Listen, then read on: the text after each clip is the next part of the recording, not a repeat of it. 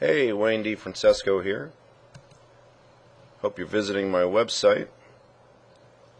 As you can see on the screen, you've got Arnold Palmer, one of my heroes when I was little.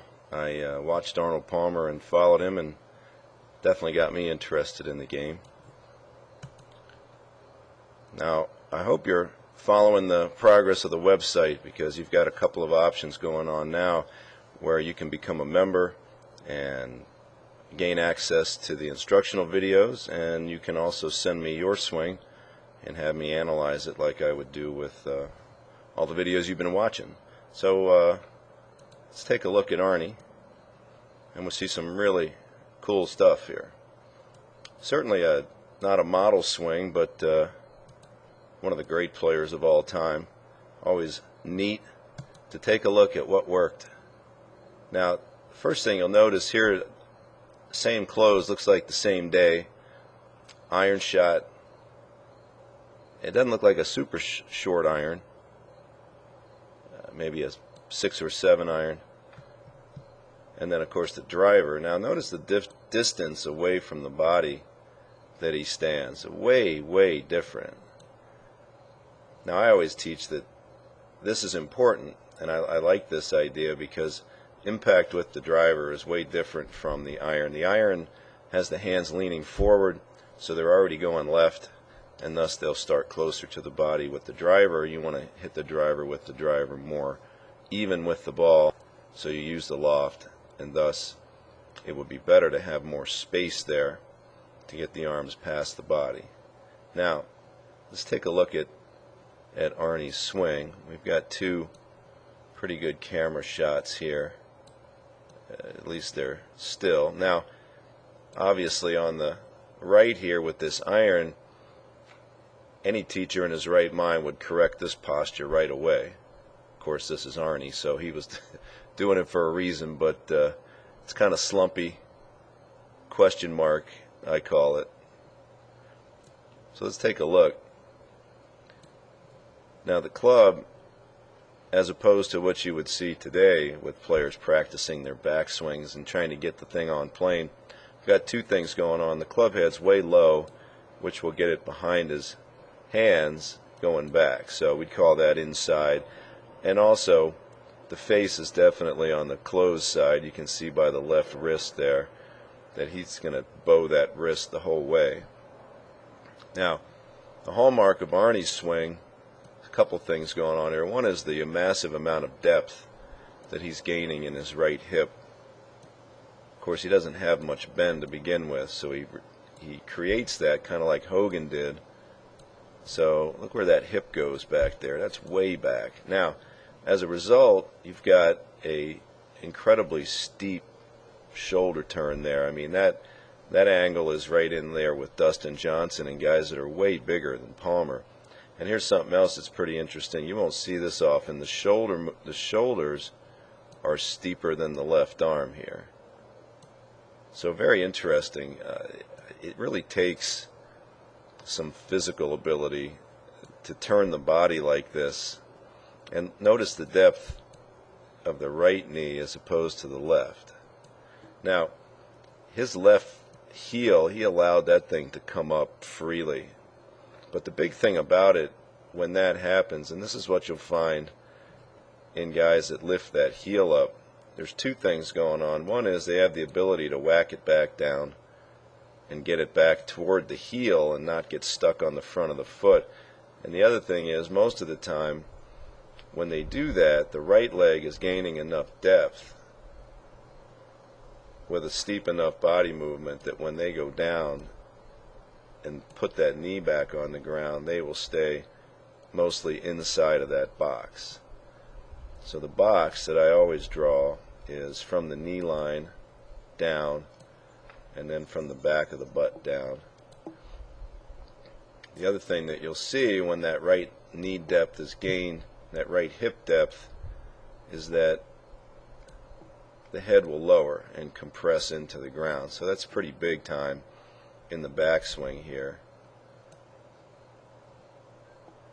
And then in the forward swing, Palmer does a lot like Anthony Kim. He'll stay pretty much right there and maybe pull back just a fraction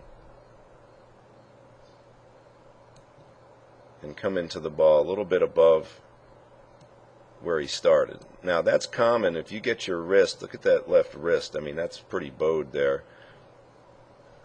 I mean this is dead flat and over flat here. That's bowed at the top and here too. Now the face doesn't look incredibly closed. It's not exactly open, but his grip is fairly neutral, so didn't have a great grip, not a hugely strong grip. But as this thing comes down, that wrist retains that bow, and if you were to try that and drop your hands down close to you, the shaft would be too far behind to be usable. So most of the guys that shut the face come in a little bit high, and what that does is that keeps that shaft up above the right forearm and makes it more usable on the forward swing, so it doesn't get trapped behind. There's nothing worse than being behind and shut. So you can pretty much see, so we go back into the backswing, that the progressions there are pretty tight for a swing that looks fairly upright. And then when it comes down just a hair above the shaft plane and then down into it, look where that lower body is there, way back. So you never see this anymore. Look at that left heel. It's got to be 4 or 5 inches up off the ground, and then boom, there it goes. So if you watch that left knee movement from right there, see in transition you can see it. It's pulling. The maximum point that it goes forward is here. It just goes right away from there. So that's introducing rotation immediately, along with the drive off the right side, and that's what makes that leg work. Now why don't you see that anymore? Well, it's more complicated to do it this way. Why not just leave the thing on the ground? So I think after a while players just figured, don't really need to lift the thing up. Might as well just keep it on the ground. It'll simplify the mechanism maybe. Now if we look at it from the front view, now this is kind of an odd camera angle, but we can get a little bit of an idea of how the lateral movement worked here, because at least the camera is stationary if not positioned perfectly. So if we watch the head movement, certainly a little bit of rightward movement. This is common back in the day. Down and right, there's the compression, and then off the right side you can see that left knee floating around in there, and a lot of nice drive into the ball, and of course, as always, the perfect sustained past impact. It's a hallmark of most great ball strikers right there.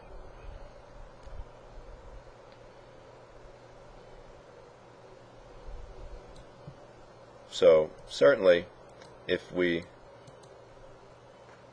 watch again another player with the closed wrist action at the top,